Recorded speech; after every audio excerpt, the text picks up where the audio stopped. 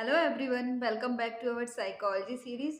मैं हूं साधना और आज हम समझेंगे एक बहुत ही इम्पोर्टेंट टॉपिक के बारे में, स्ट्रक्चर ऑफ ब्रेन, जो बायोसाइकोलॉजी का कोर पार्ट है।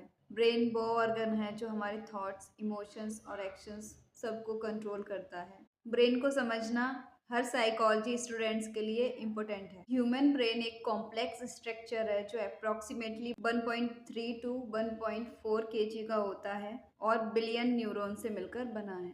इसका मेन फंक्शन है बॉडी के हर सिस्टम को रेगुलेट करना, इंफॉर्मेशन प्रोसेस करना और इन्वायरमेंट के हिसाब से रेस्पॉन्स देना। ब्रेन को जनरली 3 पार्ट्स में डिवाइड किया गया है: fore brain, mid brain and hind brain. चलिए इनको डिटेल में समझते हैं। पहला पार्ट है फोर ब्रेन। सबसे डेवलप और हायर मेंटल प्रोसेस के लिए रेस्पॉन्सिबल होता है, जैसे थिंकिंग, रीजनिंग, डिसीजन मेकिंग और इमोशंस। अब हम बात करेंगे इसके मेजर स्ट्रक्चर्स के बारे में। पहला होता है सेरेब्रम। सेरेब्रम ब्रेन का सबसे बड़ा हिस्सा होता है जो सेंसरी इंफॉर्मेशन प्रोसेस करता है और वॉलेंट्री एक्शंस को कंट्रोल करता है। दूसरा होता है थैलेमस, जो सिग्नल्स को एप्रोप्रिएट ब्रेन एरियाज तक भेजता है।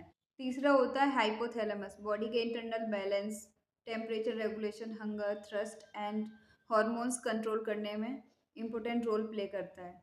इन शॉर्ट, फोर ब्रेन हमारे अनकॉन्शियस और वॉलेंट्री एक्शन और बिहेवियर को कंट्रोल करता है। दूसरा होता है मिड ब्रेन। मिड ब्रेन एक छोटा लेकिन इम्पोर्टेंट एरिया है जो फोर ब्रेन और हिंड ब्रेन को कनेक्ट करता है। यह सेंसरी और मोटर इंफॉर्मेशन के कोऑर्डिनेशन में हेल्प करता है। मिड ब्रेन अटेंशन और अलर्टनेस मेंटेन करता है, जैसे किसी सडन साउंड या मूवमेंट पे हम तुरंत रिएक्ट करते हैं, वो रिफ्लेक्स मिड ब्रेन के कंट्रोल में होता है। मिड ब्रेन के इंपॉर्टेंट स्ट्रक्चर्स हैं टेक्टम एंड टेगमेंटम, जो ऑडिटरी और विजुअल्स में रोल प्ले करते हैं। तीसरा पार्ट होता है हिंड ब्रेन। ब्रेन का सबसे प्रिमिटिव पार्ट है जो हमारे बेसिक लाइफ फंक्शंस को मेंटेन करता है। इसके 3 मेन स्ट्रक्चर हैं। पहला स्ट्रक्चर है मेडुला ऑब्लोंगाटा, जो हार्ट रेट, ब्रीथिंग और ब्लड प्रेशर कंट्रोल करता है। दूसरा स्ट्रक्चर है पोन्स, जो ब्रेन के अलग अलग रीजन्स के बीच में कोऑर्डिनेशन मेंटेन करता है।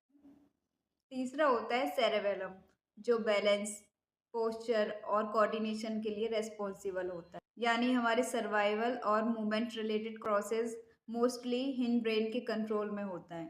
कल मिलते हैं एक और नए इंटरेस्टिंग टॉपिक के साथ।